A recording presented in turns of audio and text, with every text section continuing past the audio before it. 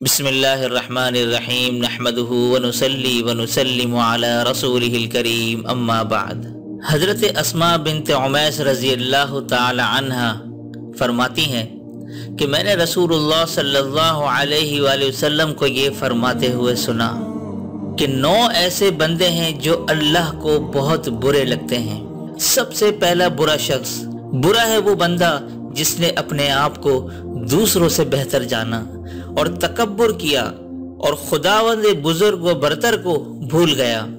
یعنی اس نے یہ فراموش کر دیا کہ بزرگی اور بلندی اور برتری صرف اللہ تعالیٰ کے لیے مخصوص ہے، یا یہ بھول گیا کہ اس نے دنیا میں احتیاط اور تقوی کی راہ چھوڑ کر جس برے راستے کو اختیار کیا ہے اس کی جواب دہی اس کو آخرت میں کرنی ہوگی اور وہاں خدا کا عذاب بھگتنا پڑے گا۔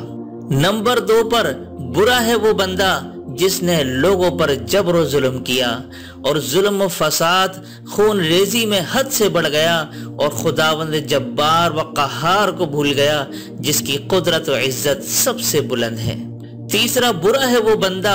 جو دین کے کاموں کو بھول گیا اور دنیا داری میں مشغول رہا اور اس نے مقبروں کو اور خاک میں مل جانے والے جسم کی بوسیدگی کو فراموش کر دیا،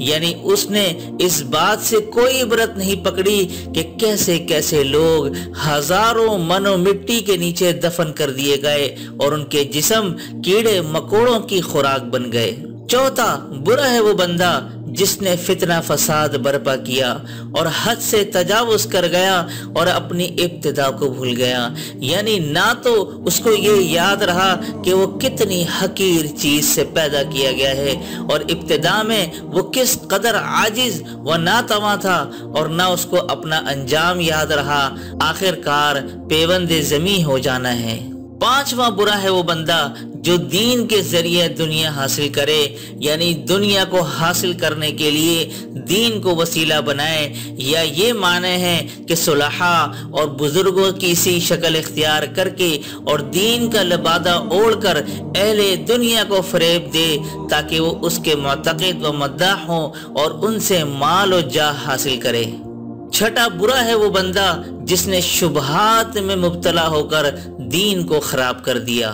اور 7واں برا ہے وہ بندہ جس نے مخلوق سے امید قائم کی اور حرص و طمع اس کو دنیا داروں کے دروازوں پر کھینچے کھینچے پھرتی ہے اور جدھر چاہتی ہے لے جاتی ہے۔ 8واں برا ہے وہ بندہ جس کو خواہش نفس گمراہ کرتی ہے، اور 9واں شخص برا ہے وہ بندہ جس کو دنیا کی رغبت، حصول دنیا کی حرص اور کثرت مال و جاہ کی ہوس ذلیل و خوار کرتی ہے۔ تو اللہ تبارک و تعالیٰ سے دعا ہے کہ یا اللہ ہمیں ان 9 برے بندوں میں شامل نہ فرما، ہمیں ان لوگوں میں شامل فرما جنہیں تو خوب پسند کرتا ہے، جنہیں تو محبت کی نگاہ سے دیکھتا ہے۔ یا اللہ ہمیں صالحین کی صحبت نصیب فرما، نیک لوگوں کی صحبت نصیب فرما۔ یا اللہ تو ہم پر رحم فرما، ہماری بخشش فرما اور ہمیں دین کی سمجھ عطا فرما۔ آمین ثم آمین، وآخر دعوانا ان الحمد للہ رب العالمین۔